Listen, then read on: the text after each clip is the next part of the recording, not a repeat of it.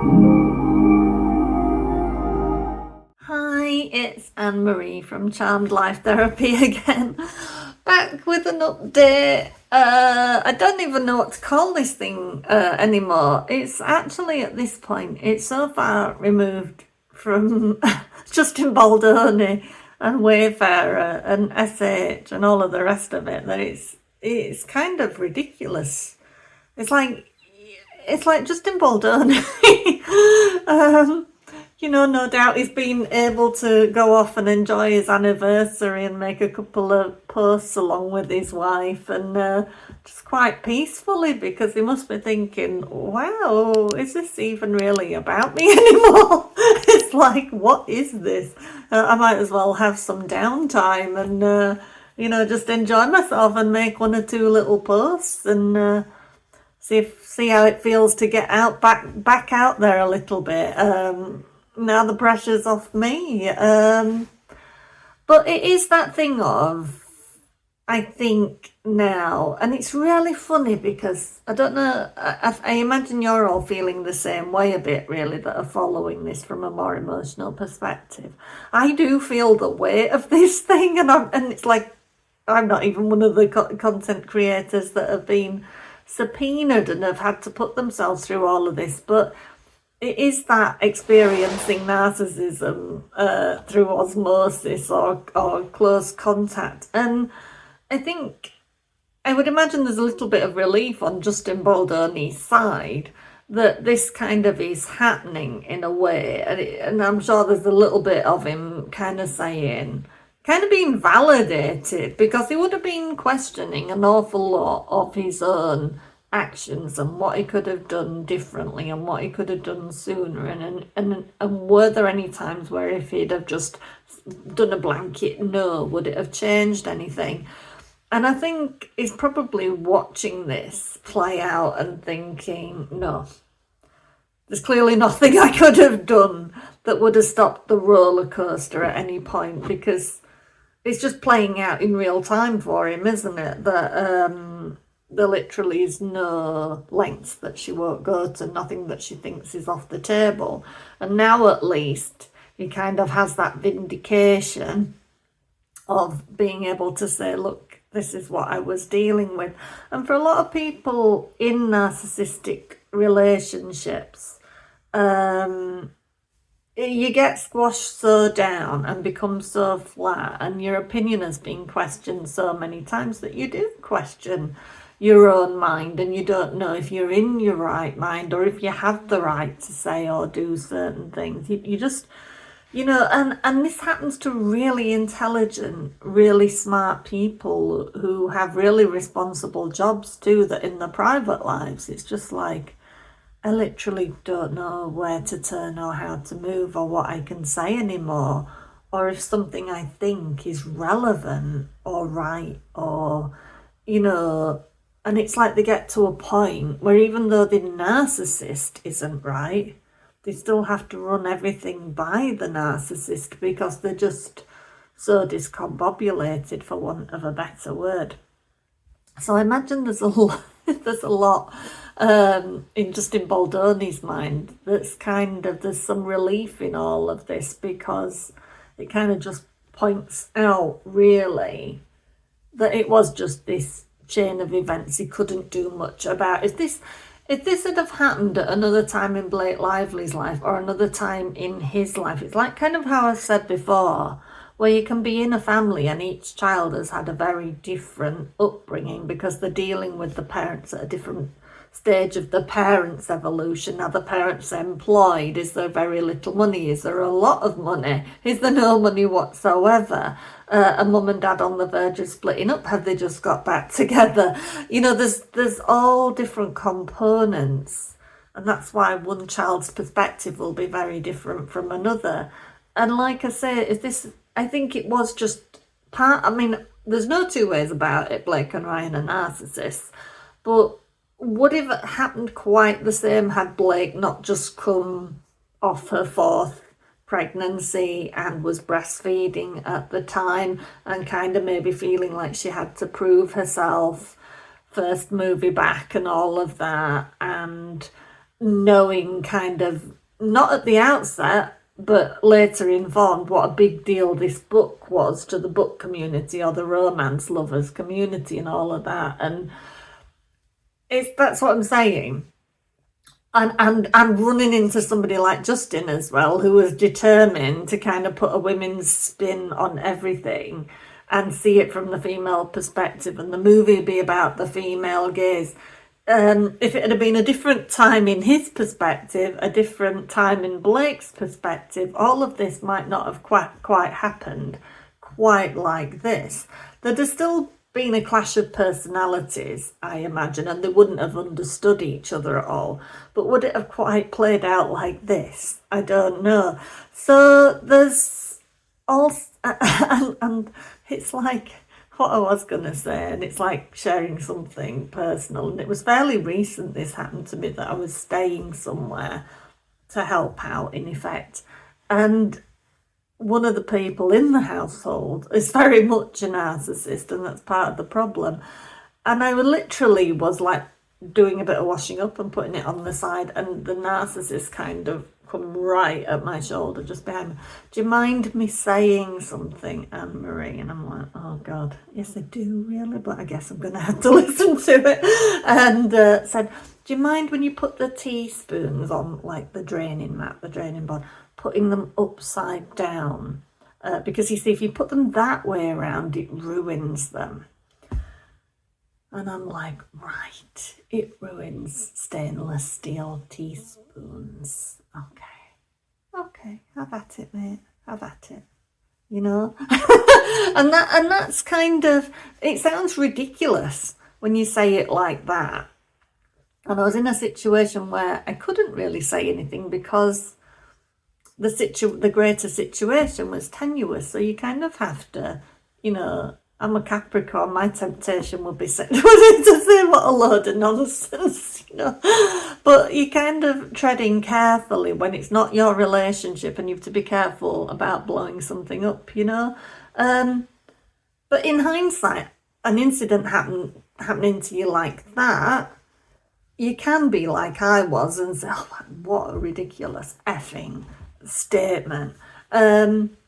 But when that's happened to you over the period of years, that every little question, every little thing that you do is being questioned and unpicked and analysed and corrected, and that's where you get like exhausted. And we know kind of that's what happened to Justin over the course of, well, I guess it was kind of on and off for a couple of years, wasn't it, really, between the commencement of everything and approaching her and all of that and every interaction that followed after that. So, yeah, and I was also watching Popcorn Planet last night, and I've noticed this before with Andy, and I like Andy Signore. I enjoy watching him, I enjoy his content, but I do have a problem quite often when it's him and Kim. And I kind of slightly have an issue with Kim because I think she gets over emotional and she gets very starey, and you know, she's very intense and it's a bit too much, and you can tell that her emotions are right on edge. And I think when you're at that point, being on the internet is not like the best place to be, really, necessarily. But last night Andy was talking about how he's filed his motion to quash his response, and what was funny was how they said, like, what there's another, so kind of they've almost had 3 subpoenas, so it's separate to what everybody else is going on, but one of them is a subpoena to a fake account, like a cloned Popcorn Planet account. So they kind of got subpoenaed a 3rd time on an account that's not even theirs, which is kind of crazy. But that's how this thing is going. But yeah, last night he was talking about, and he had the lawyers on as well. So it was quite a lively discussion about how they were going to tackle this in the Central Florida court. Because I think Andy's in the Tampa area or something like that. Forgive me if I don't know the geography. But yeah, I was kind of sat listening, and one of the lawyers was very passionate, kind of like a Mark Garagos type of guy, and the other was very studious and does all the law, and it was great, and it sounded like it was going to be amazing. And then I thought, this might work in Florida, but if that gets transferred to New York, I don't think it's going to fly with Lyman. He's just not going to be interested in another hyperbolic lawyer coming along and doing that. And I also, some of the arguments, when if you're doing law arguments going all the way back to Benjamin Franklin, it might be smart. I don't know if it is, or whether a judge is going to look at that and think, oh, come on, like, all right, it's to do with the First Amendment and all of that. But I just the more I listened, I wasn't so sure whether it was the best move, really. Like I say, it might fly in Florida and it might stay in Florida, and that's how it might work. But I think if it ends up getting transferred to New York, I'm not sure about that. And that might happen, and then they'll kind of have to tackle it from that perspective. But it really descended into something I don't like as things progress, because Kim was trying to get across this point that Perez Hilton has Mario Armando Lavandera, as he is in these law documents, has been trying to make some relevant points. And obviously Perez is like a polarizing figure. Lots of people have a problem with him, and I kind of take him with a pinch of salt, and like I've told you about everybody, I kind of try and take what resonates with me and always kind of have a question mark there. But I do think he's been doing some relevant points in terms of, protective order and protecting like some of this information that's gotten out of there, and protecting his address because of children, and kind of the letters he's been writing that says, look, you're telling me the protections that are in place are appropriate, so why is Cynthia Barnes Slater's name still out there? Why is Matthew, that I think was he formerly of TAG, Matthew, like a former employee of TAG, and Cynthia Barnes Slater was something to do at one point with, well, she's a HR specialist, I believe, so I think she was connected to Wayfarer through that, but was also is also a member of the Baha'i faith. So there was connections there, I think, to do with being a treasurer of the Wayfarer Foundation, from what little I read. But I think Wayfarers say now there's not that connection there, or they claimed not to be, at least. But yeah, these people's addresses that supposedly Blake Lively should be protecting and redacting and all of that, they're out there. So how can you claim that the measures in place are appropriate? They're obviously not working, and nobody's being sanctioned when they get out there. Nothing, well, we're talking about Blake, aren't we? Because it's not happening from the other side. So he had relevant points, and Kim was trying to get this across to Andy, and it was not going well because Andy just didn't want to listen to anything to do with Perez Hilton that might be helpful or relevant. And it descended into a real argument, and Kim looking completely sat on. And they always, when they have these dust-ups, Andy and Kim, Andy always goes, and Kim always agrees with him, that, oh yeah, we have these fights and Kim can take it, Kim can speak for herself, blah, blah, blah. And you look at Kim while these things are happening and you think she is like completely sat on. It's like, because what Andy does is he just talks and talks and talks and talks, and he doesn't take a breath, and he just keeps going and going and going and getting louder and louder and louder and louder. And it descends from two friends having a lively debate into just Kim literally being talked over. And then the pair of them argue about anybody on the chat that says this shouldn't be happening. Let her talk, blah, blah, blah. Then it's like, oh no, Kim can talk for herself. And then she goes, yes, I can talk for myself. And I think, lady, 5 minutes ago you couldn't get a word in edgeways. And it's not healthy. If you are in a conversation with somebody and they do not allow you to speak because they keep talking and they kind of escalating it to where they're making fun and making it flippant and all of that, and they're getting louder.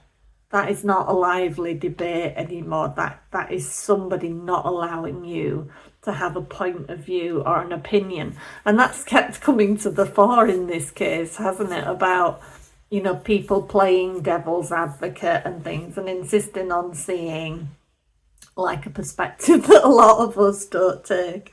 But yeah, and it becomes very uncomfortable viewing, and I feel it in my nervous system when that happens. I don't comment or do anything like that, because it's pointless. Because when Andy's doing it, he just like kind of attacks you in the comments if you say anything about it, or tells you to get off his channel. And that's another thing, isn't it? It's like, get off my channel if you don't want to hear it. Well, maybe people want to hear you correct yourself or apologise or whatever. And he did back down a bit, and he went on about, Mill and this, that and the other, and there were a bunch of whole reasons. But still, it had gone on way too long and was way too one-sided. And I think that's what's interesting about this case and everybody that's got involved in it, because these are the things we're noticing more as a society. Everything that's happening around it. It's like we've all said from the beginning, this case that started off as something kind of unsavoury and celebrity-based and the rest of it, and a he said, she said, there's not really an aspect of society in some way or another. It's not touching it. People's politics got brought into it and all kinds of things. It's kind of crazy. But yeah, so that was kind of my point for today, is just to watch the interplay of your relationships and be aware when somebody's not allowing you to have a point of view. Because yeah, you can take or leave Perez, and yeah, he's certainly done a lot of unsavoury things in the past, and he's harmed a lot of people. Has he changed? Genuinely, who knows? But I certainly think he's easier to watch these days. So maybe he has toned down in real life as well. Maybe he's done a lot of therapy and understands himself a lot more. And you choose yourself whether you want to forgive him for that or not. But I think kind of when a person like Kim, who is, I think Kim, from what I remember off the top of my head, has said she's been victim of kind of dubious SH type relation things and that kind of thing. I think if she can be open-minded enough to consider Perez Hilton has a relevant point, then I don't see why Andy can't be either. You don't have to like him, you don't have to agree with him, but you can see how making a point that some of these parties might need a protective order against Blake, and it's kind of like what I felt the other day, and right before Perez said it, I thought it. Because yeah, giving people like protective orders may not be the normal run of things in this kind of court case. But if somebody's asked for it, what is the harm in giving it, really, in protecting, in doing an extra little bit of protection if they've requested it, when it comes down to just their email and their location and the contact information? What is the harm in it? Why bother rejecting it, really? Unless it's just to cut down on paperwork or docket space or whatever it is.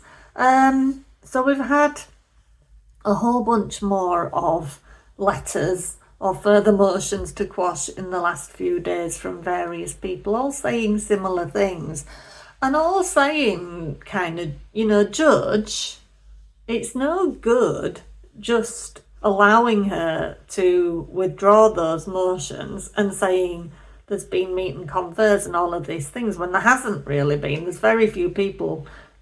There's not there might have been an email exchange or some kind of third party in touch with a third party of them, or it's just come through the social media platform that something has been withdrawn. But Lively side is making it out to be this whole thing, and what these people are trying to get across is she shouldn't be allowed to just do that, bring it in the first place, cause us that work, withdraw it, but still saying at this time, which is like a veiled threat over the top of our head.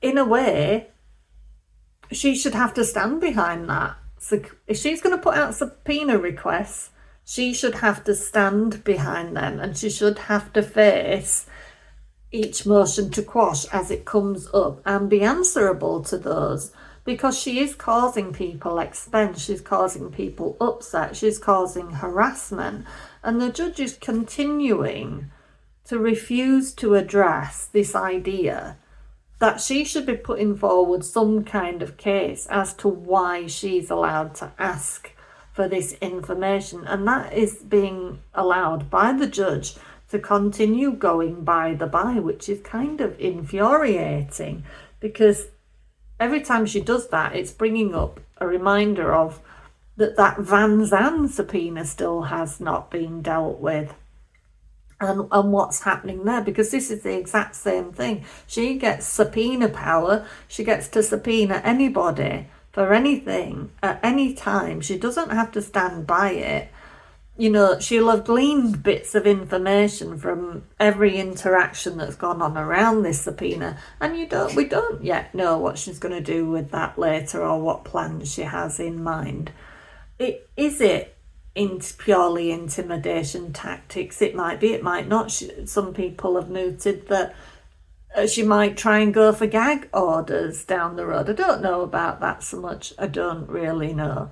Who knows what is in this lady's head? Because like I say, if a narcissist can tell you that you're putting the teaspoons the wrong way up on the draining mat, then a narcissist, which is what most of us believe Blake and Ryan are, there's nothing a narcissist won't think is correct to them, their perspective.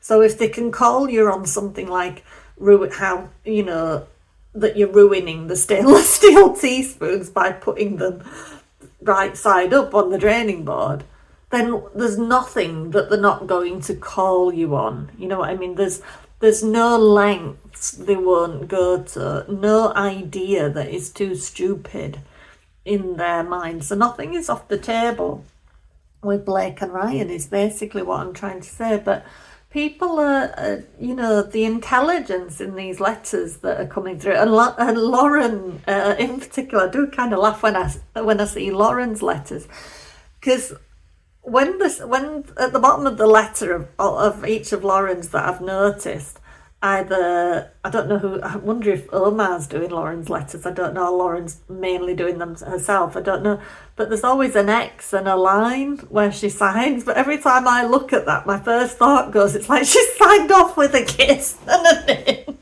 to the judge, which I'm sure is the last thing she wants that looking like. But she's made, don't you bark, Etienne. She's made some really good points, says Lauren. This is an excerpt from a recent letter of hers. Miss Lively's response to Movement's motion states, Miss Lively's subpoenas were one part of the discovery process aimed at gathering information to link the Wayfarer party's activities to sources through YouTube and X content creator accounts, which, when you read it like that, everybody's rational mind would go, well, how do you know who to subpoena? Wouldn't they? It's like, how many people are there on social media platforms?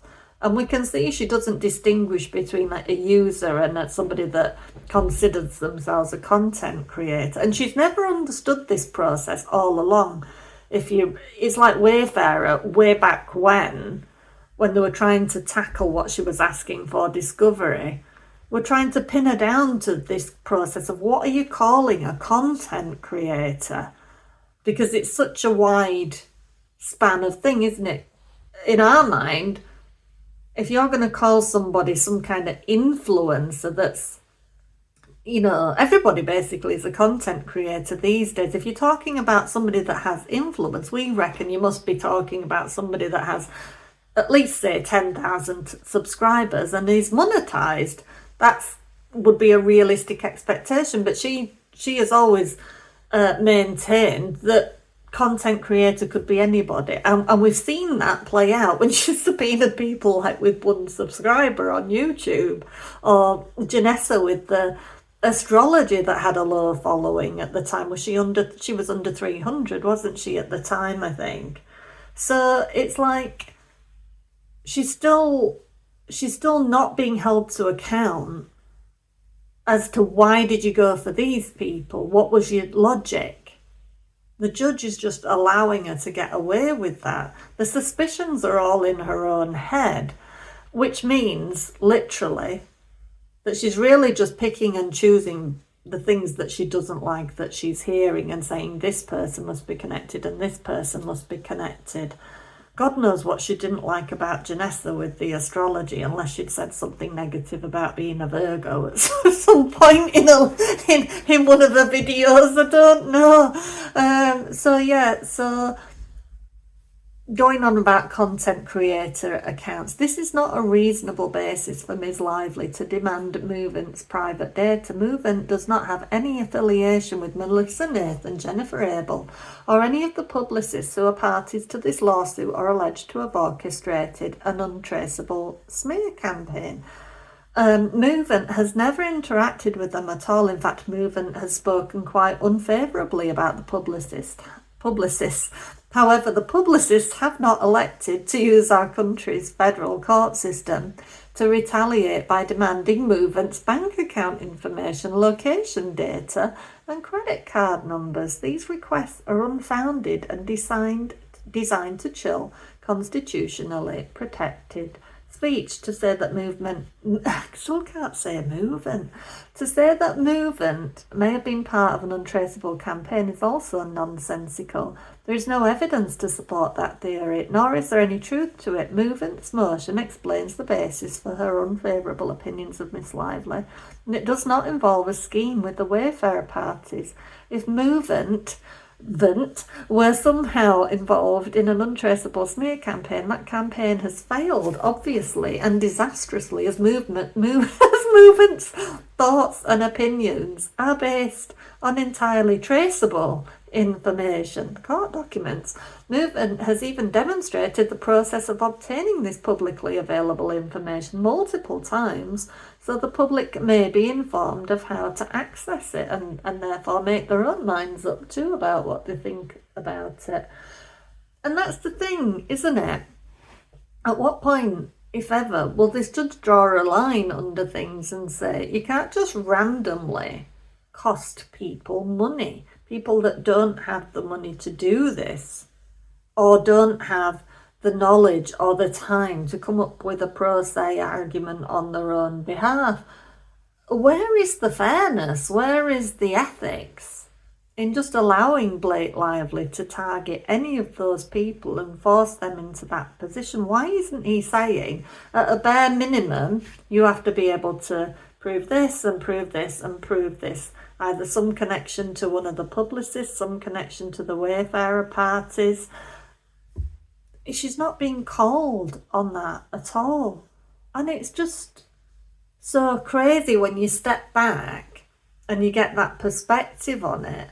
You know, you imagine this is going to stay there forever now on the internet. You know, in a year's time, 5 years' time, 10 years' time, this is all going to haunt Blake Lively, because it'll keep coming up and people will say, wow, that was so crazy that she just subpoenaed anybody and everybody that had an opinion about her that she didn't like and made them jump through those hoops, and nobody called her on it. And kind of what I'm hoping behind the scenes, because it's increasingly incredible, isn't it, how infrequently Wayfarer is on that docket. Like I said the other day, how infrequently or never Wayfarer say, we can't get so-and-so a subpoena delivered, we need to some alternate means of service. There's none of that going on Wayfarer's side. They're very quiet. They occasionally respond to something that they have to, or whether it's something to seal or unseal or whatever it is, or they accept service that Team Lively are complaining isn't happening. But other than that, they're very, very quiet. They're letting this play out, and I guess the calculating behind the scenes. And I imagine they're looking at all of these instances where Blake isn't being called on things, and there'll be an ongoing log, I imagine, of all these things where she has been given an enormous amount of leeway, and they might be like already composing like an appeal case for down the line if this doesn't go their way, because at what point is this judge going to call her on some of this nonsense? At what point will this judge sanction her or give her a hefty rap across the knuckles? Because it's increasingly looking unlikely. I mean, every so often there's a little shimmer of something that kind of makes us a little bit happy, but it's very rare. It's few and far between. It's like she can just do all of this and nothing gets done about it. So other than that, what's been going on? I mean, I personally found, Perez has managed to get a couple of things sealed, mainly his own information, and also I think he's kind of got a temporary seal on this on whatever was there to do with Cynthia Barnes' later that was remaining on the docket. He's got the judge to actually just by order confirm. I think it was that aspect of it. So just quickly read Perez's. So I, Mario Armando Lavandera Jr., am known professionally as Perez Hilton, and I'm a non-party to this action, representing myself pro se. On July 19, I was served with a sweeping third-party subpoena issued by plaintiff's counsel demanding private communications, unpublished materials and internal records based solely on the fact that I publicly discussed this case of great civic interest as part of my work as a journalist and media commentator. Upon examining other filings in this court, I am not alone in being targeted. Several other non-party creator journalists have also received similarly burdensome subpoenas from the plaintiff. This pattern raises serious concerns of discovery abuse, forum harassment, and an attempt to chill protected First Amendment speech. Plaintiff Blake Lively is on a fishing expedition and is seeking to harass and intimidate her critics, resulting in many creators having to spend countless hours and thousands of dollars to respond to these legally unfounded subpoenas. See Exhibit B. A self-proclaimed champion of women, Ms. Lively has targeted mostly women in this shameful attempt at chilling protected speech, even targeting victims of domestic violence. See Exhibit C. Creators have informed you that they are still afraid of abusive discovery practices by Ezra Hudson and Mike Gottlieb, Chief Counsel for Lively. See Exhibit D. So far, this court has shown little interest in protecting non-parties to this litigation. Your Honour has dismissed my legitimate, in all caps, safety concerns, which there were. It was like his private home address details where he lives with his young children. It is not my job or responsibility to inform you of this, but as of today, this court's docket is still sharing what is believed to be the home addresses of Matthew Mitchell and Cynthia Barnes Slater, neither of whom are defendants in this litigation, nor is their exact location of interest to the greater public good. See Exhibit F and G. As of July 29th, both of the below links are live on your docket and reveal to the world who is closely watching every filing in this case information that could lead to harassment or physical harm of these non-parties. And he lists kind of where you can find both of those. The same could have happened to me, a public figure with minor children living at home, and Your Honour showed little care. These threats are not merely hypothetical, they are very real. In May of 2025, a deranged criminal set a fire at the home of one of the defendants, Steve Sarowitz, and threatened to kidnap his daughter. That was never addressed, was it? Never mentioned. Police revealed that a text message read, "If you fail to comply, we will take daughter's name hostage and she won't make graduation. At that point, we will ask for more money. If you guys are prepared to spend $100 million to ruin the lives of Ms. Lively and her family, we are sure you can spare a few for your daughter." See Exhibit H. I respectfully request that the court exercise its supervisory authority and enter a protective order requiring plaintiffs to obtain leave of court before issuing any further non-party subpoenas in this case.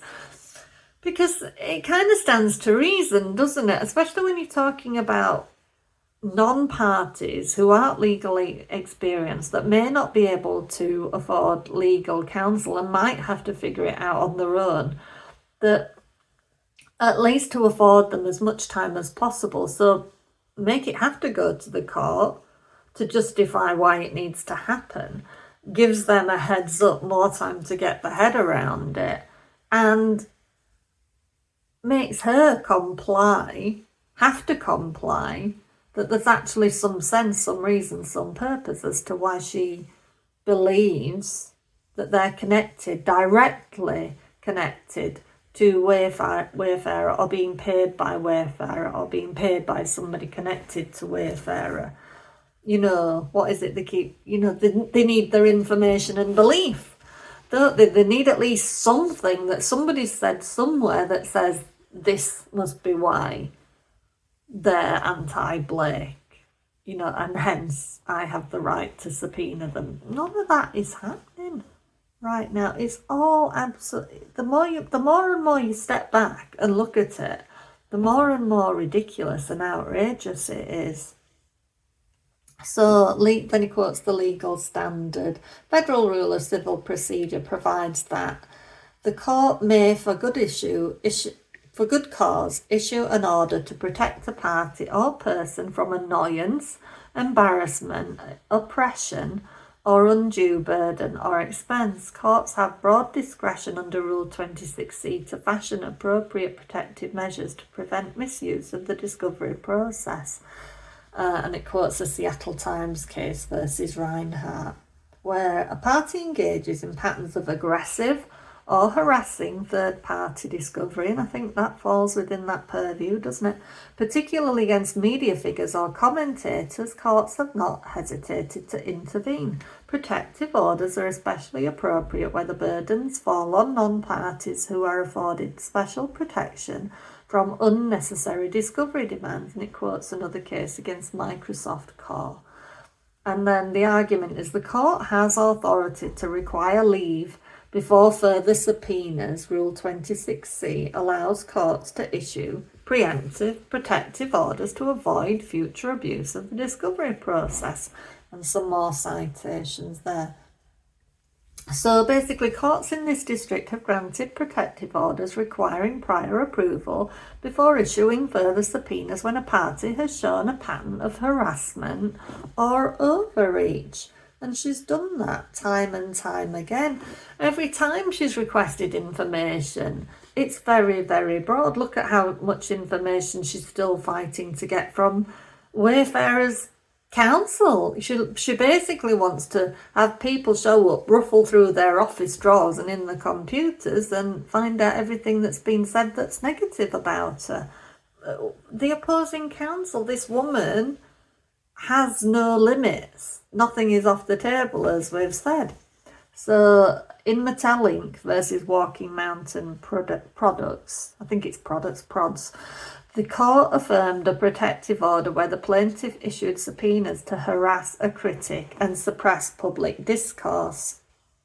The burden on non-parties warrants court intervention. That's another part of his argument.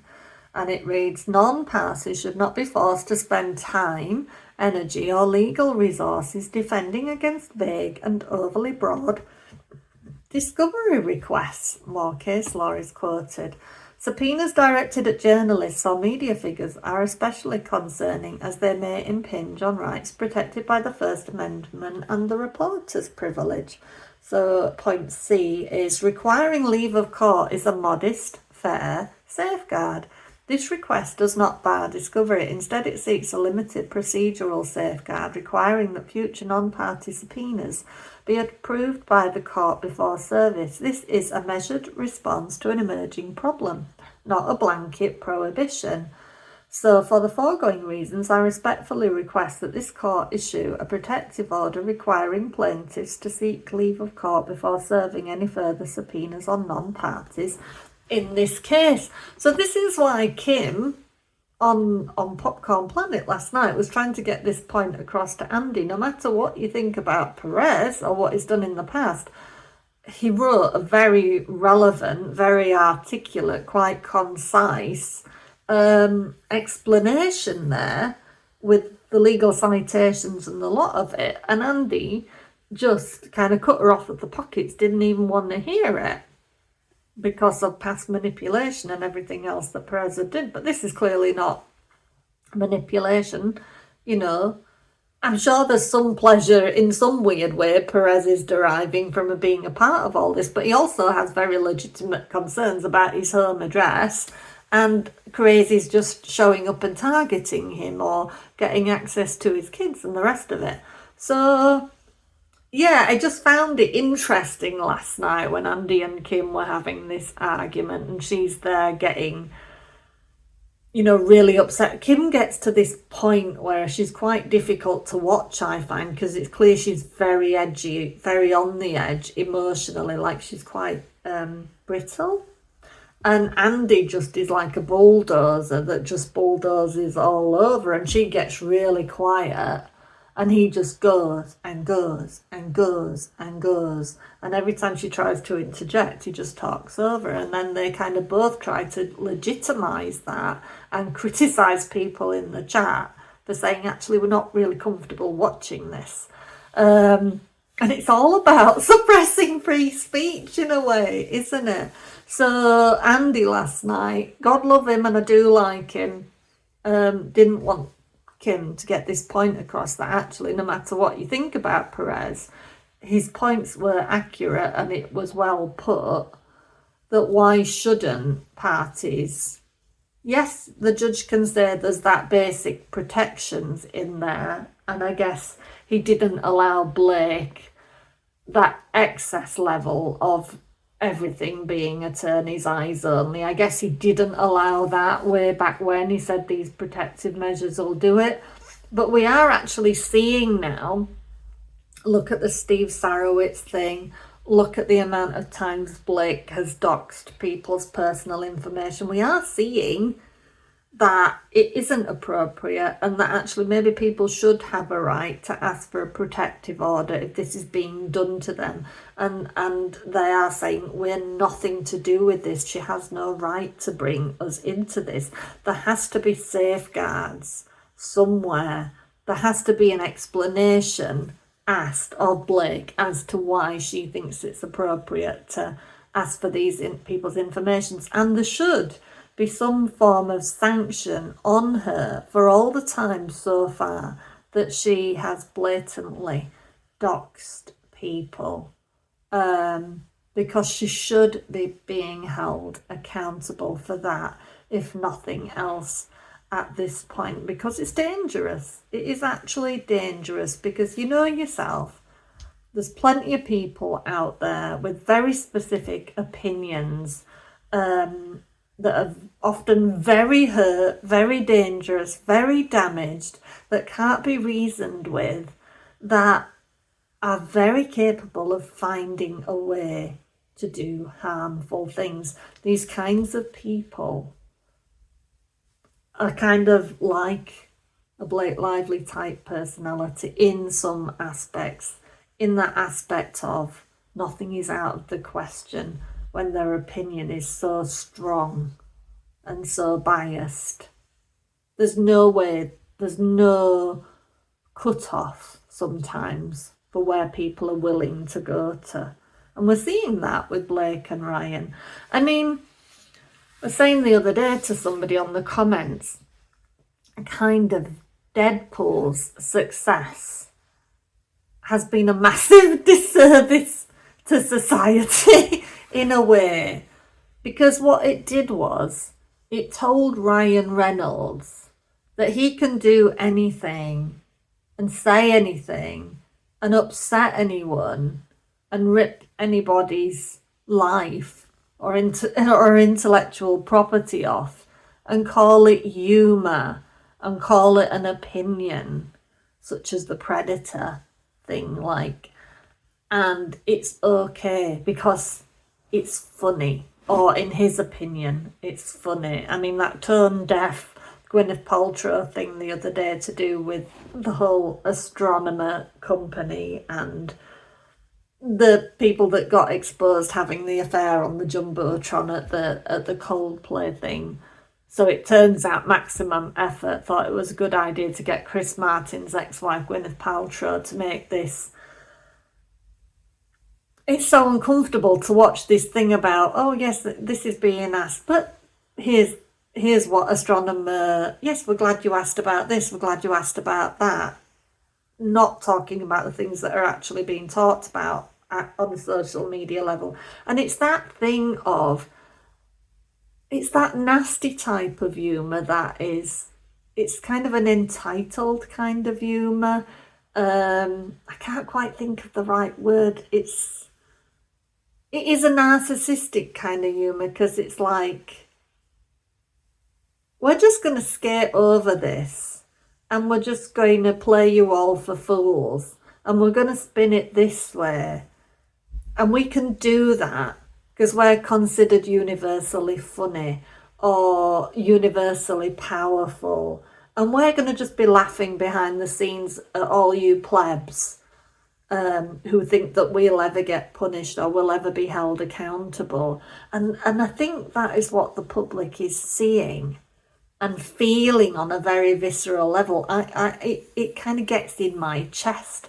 It's like, this just feels horrible. It feels not nice to be inflicted with. And that's what they're doing to people, really, Blake and Ryan. I think that's what people are feeling, like it's being infested with this thing.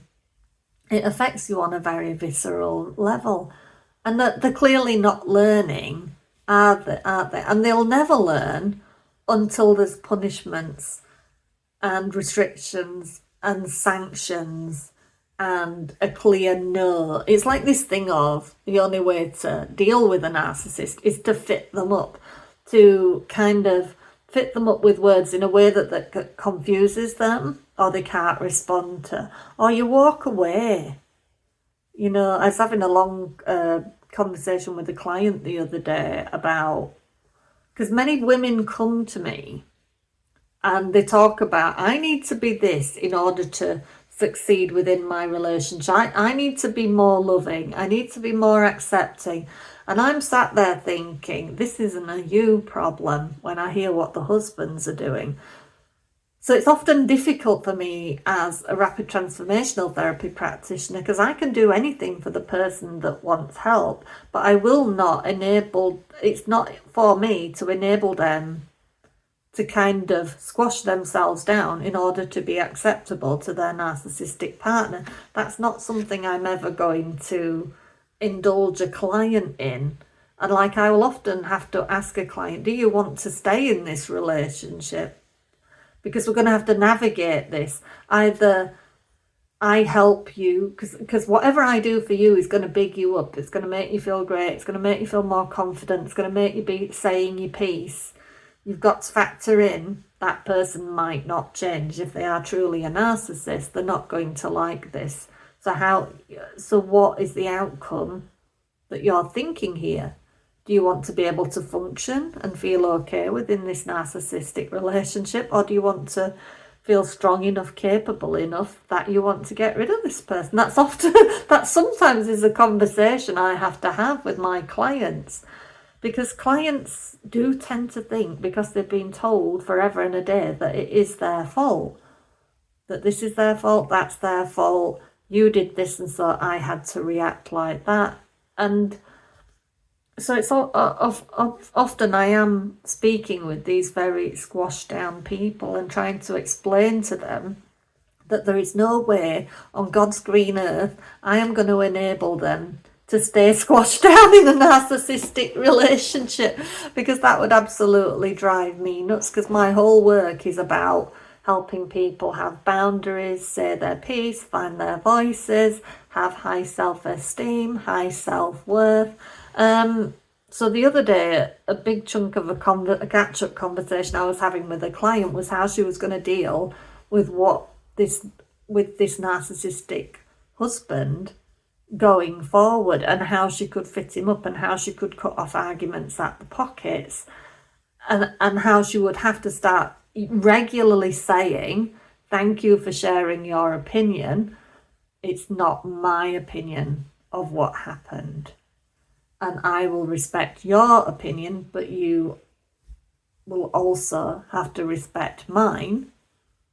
And so my whole catch up was a whole chain of things. If this happens, then you can do this. If this happens, this is what you should do, or when you should step away, when you should remove yourself.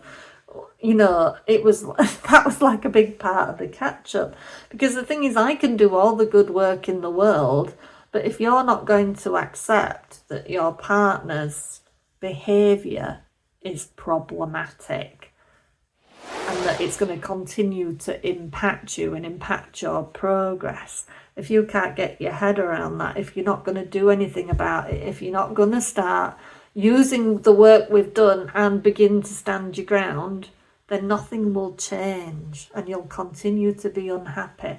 And because what happens is, if you're on the receiving end of that narcissistic abuse, it's not just the relationship with a narcissistic partner. You'll go out into society and let anybody say anything to you, and you'll disappear in conversations, and you'll forget crucial details, and you'll start blanking out, and your memory will go to pot, because subconsciously you've thought, there's no point me ever saying anything, so I might as well not retain any information. It's too painful to recall how I was dismissed in a conversation, so I best not take part in any conversations. I'll just tune out. I'll just be there. I'll just be a presence, and I won't let anything of this in. I won't speak my mind. I won't have a voice. I won't have an opinion. I won't have a point of view. That's kind of sometimes what I have to help people with. And yeah, so that's kind of my day-to-day sometimes. So anyway, I hope that was interesting. Yeah, so that's just my thoughts from the last few days, basically. I try to bring things a little bit different, because plenty of people are covering this really well, really thoroughly, really knowledgeably, so I try to do things a little bit different. Please do hit that like and subscribe and share if you enjoyed it at all, and drop me a comment below and tell me how things are affecting you, what you're feeling at the moment too, and I will see you later.